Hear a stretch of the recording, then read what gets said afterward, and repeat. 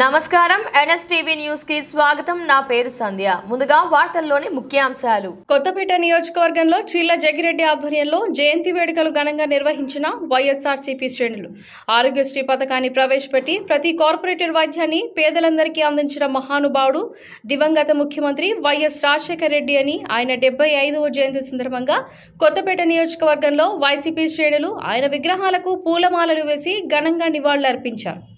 Ravulapalem centre నందుగల YS Rajasekhara Reddy గారి విగ్రహాలకు party శ్రేణులతో కలిసి చీల జగ్గిరెడ్డి గారు పూలమాలలు వేసి ఘనంగా నివాళులర్పించారు.